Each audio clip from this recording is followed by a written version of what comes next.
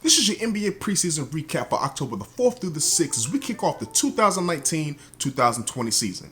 Now, as teams are coming out of training camp and players are looking forward to competing against other squads, on this journey, I'm going to give you my reaction to the Rockets versus the Clippers, the Kings versus the Pacers, the Magic versus the Spurs, the Celtics versus the Hornets, and of course, the Lakers versus the Warriors.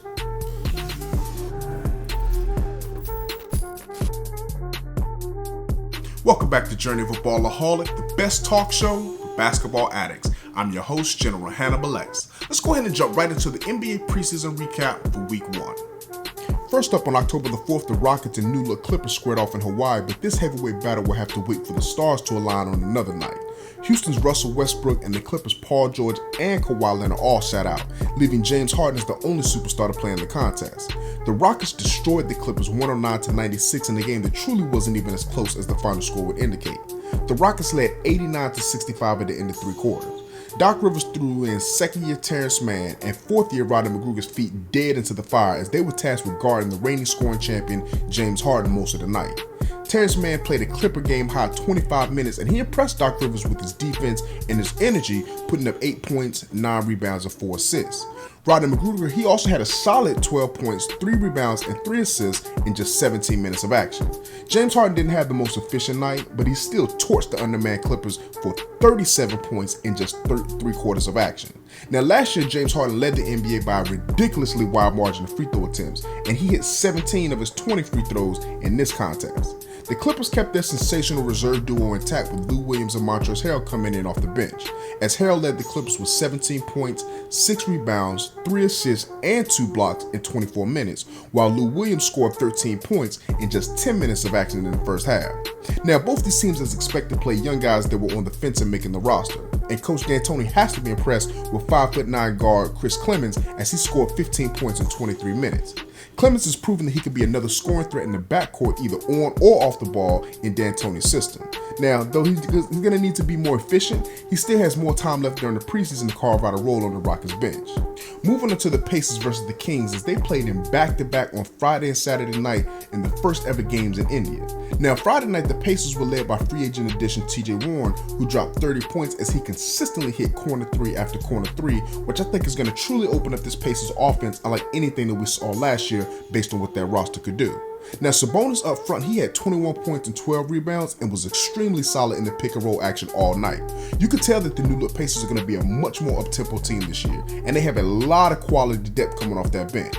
Big man Miles Turner had 11 points and 13 rebounds, while new addition Malcolm Brogdon chipped in 15 points and an amazing 14 assists. Even Jeremy Lamb got in on the action with 20 points as the Pacers climbed back from a 21-point second quarter deficit despite not having Victor Oladipo available for action. Now, the Kings and their new head coach Luke Walton, they want to add to last year's success, and they jumped out to an early start up 39-29 at the end of one. Buddy Hield, he led the way for the Kings with 28 points, and third-year guard De'Aaron Fox paced the Kings with 16 points and 8 assists. But it's the new guys that should have the King fans excited about the upcoming season. Yes, they're role players, but guys like Trevor Ariza, Rashawn Holmes, Dwayne Dedman, they're going to all be positive contributors to this team as giving Luke Walton that quality depth that he's going to need when he goes to that second unit. But if they're going to be anything close to what they want to be and try to sneak into that playoff in the deep West, Marvin Bagley has to get better. He has to continue to develop as he struggled with just 12 points on 12 shot attempts and shot under 50% from the free throw line. Now, the most concerning part was that he only had 5 rebounds and 30 minutes of action. That's simply not going to cut it for a big man who wants to be able to lead the Sacramento King to the playoffs. Now, the Pacers, they came from behind to force overtime before pulling out a 1-point win, 132-131. The next they saw the rematch bring much more of the same as the Kings jumped out to an early 30-25 lead after one before the Pacers stormed back to take a 71-59 lead at half, in large part because the second unit just took control of the game. Once again, Marvin Bagley struggled to battle on the glass for the Kings as he was held to just 6 rebounds in 26 minutes. The Pacers showed just how deep this team's going to be when the season begins as they got solid play from guard TJ McConnell, even Alize Johnson, Edmund Sumner, Jakar Sampson, even brothers Aaron and Justin Holiday who each played 20 minutes. I think they could be a regular rotational players from Nate McMillan in this Pacer offense. The Pacers, they turned this into a rout very quickly as they won 130-106. And the Pacers now get ready for the next preseason matchup back home in Indianapolis with the Chicago Bulls coming in Friday at 7 p.m. The Kings are going to look to rebound and try to get their first win in the preseason on Thursday at home against the Phoenix Suns. Okay, next up we have the Orlando Magic, who traveled to the AT&T Center to battle with the Spurs, and this one was far from a battle. Mo Bamba led the Magic to a 125-89 win over San Antonio, and though the Spurs welcomed DeJounte Murray back, and it was good to see him kind of get out there, you could tell he's going to need much more time to shake off the rust. Brian Forbes, he led the Spurs with 24 points, hitting 5 out of 6 from deep as he continued his hot offseason play, but it was Mo Bamba who led the Magic in scoring with 18 points as Orlando got off to a blistering start offensively. Now, seeing Markelle Fultz back on the court was good, and he capped off a 24-2 Orlando run with a one-handed jam, and his shot is still a work in progress, but you could see that the confidence appears to be growing. Now, Orlando, they play Detroit tonight at 7 p.m., while the Spurs, they're going to be taking on the Miami Heat tomorrow at 7:30 p.m. Now, the preseason matchup that everybody was talking about was Saturday night's Lakers versus Warriors on TNT at the new Chase Center in San Francisco. The Warriors, as we know, they're without Klay Thompson, who's likely going to be out until after the All-Star break. But it was newly acquired Anthony Davis that got the Lakers off to a scorching hot start, as the Lakers and Davis looked absolutely unstoppable as he led them with 22 points and 10 rebounds in just 18 minutes of action. The thought that LeBron James could actually be the second best player on the team, man, that's scary. And LeBron walked into an easy 15 points, 8 assists, and 3 rebounds in just 18 minutes.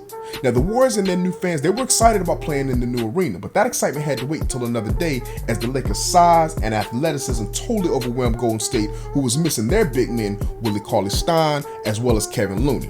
Now, JaVale McGee in particular, he found a lot of easy baskets as the Warriors constantly had to focus their attention on the Lakers' new dynamic duo. McGee had 10 points and 13 rebounds, while backup big Dwight Howard added 9 points and 9 rebounds, mostly in the second half.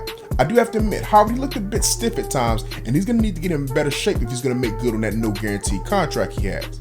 The Warriors, they were led by Steph Curry with his 18 points, while rookie Jordan Poole shined for the Golden State Warriors, putting up 17 points in 23 minutes.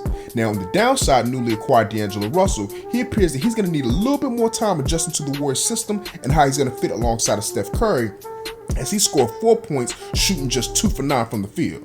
Now, these teams, they're going to get to know each other very well, as this was just the first of 4 of their preseason meetings.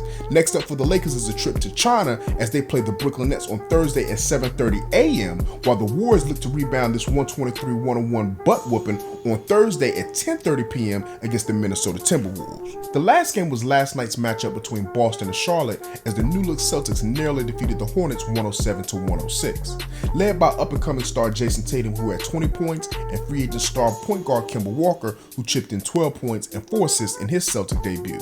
Now, the Celtics more importantly seemed to finally have a confident Gordon Hayward as he moved well off the ball and attacked the basket with some explosive moves. Unfortunately, he had to leave the game with a sore left elbow, but he expects to be fine after taking a hit. Now, as we know, the Celtics, they lost a lot of good defenders this offseason, and Al Horford was the most important of them all. Enes Kanter will likely take over the starting spot to replace Horford, but it was Robert Williams that got the start and showed glimpses of big-time athleticism in this one. One of the biggest reasons why I'm not as high on the Celtics as others may be is their lack of defense and rebounding. And just to that note, the Hornets, they out-rebounded the Celtics 48-41 in this matchup. Now, second-year forward Miles Bridges, he had 12 points and 10 rebounds and looked outstanding, while rookie forward PJ Washington shined in his debut with 16 points and 7 rebounds. The Hornets, they tried to replace the loss of Kemba Walker by bringing in Celtic backup point guard Terry Rozier. Scary Terry went out there and added 9 points, 9 assists, and 4 rebounds, but the Hornets let their 63-58 halftime lead slip away. Charlotte's going to look to rebound as they get a visit from the Miami Heat on October the 9th, and the Boston Celtics, they head to Orlando in what should be an exciting battle on Friday at 7 p.m. Okay, so now that we got the first NBA preseason week out the way, go down to the comment section below and let me know who stood out to you. Was it a certain player, a certain team? Is there even a matchup that's coming up in the next couple of days you're looking forward to? Go down to the comment section below and let me know.